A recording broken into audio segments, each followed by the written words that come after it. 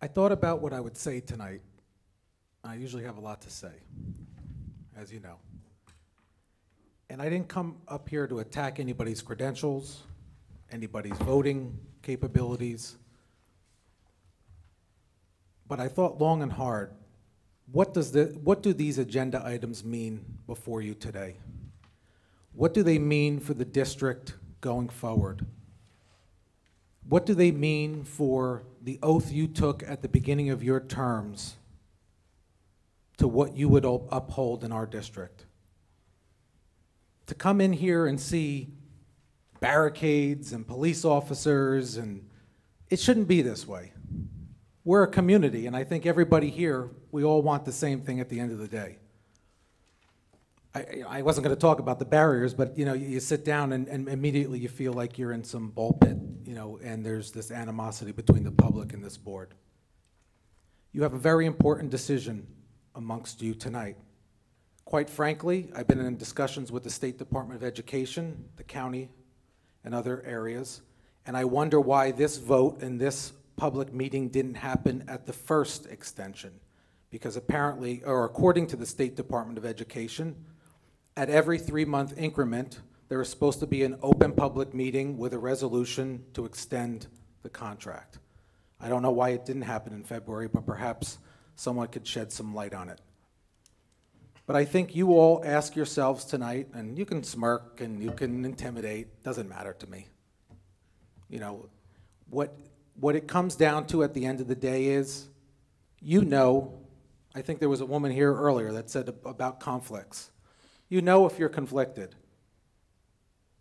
You know if you have predisposed opinions coming into this room. You know what you've said in the public. You know what you've said in messages. You know what you've done previously. So if you're really here to support the school community and the ethics codes that you swore to, you're going to get evidence that obviously as a public we're not going to get. It's personnel. A lot of people have come up and said, Gorski, unless I know that he's 1052, we can assume because there's a motion on here to get an acting BA. But I would say if you represent the interests of this school system, moving it forward, and you stand by the oaths and your principles, you know whether you can vote on certain things, you know whether you are conflicted, you know whether you filed ethics complaints on people before, you know if you have friendships and whatever it is. But at the end of the day, as a community, we all want the same thing. We want our children to go forward. For me, this is not an evaluation of Sherry Chanley's experience as a principal in the middle school. My kids never went through the middle school yet. For me, it's not an attack on Sherry Chanley's performance in this district to date. And I think I've always been clear and fair with you.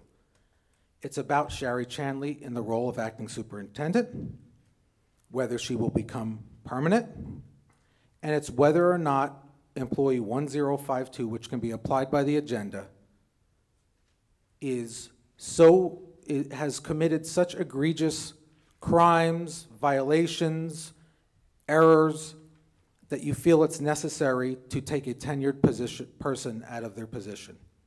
Thank you.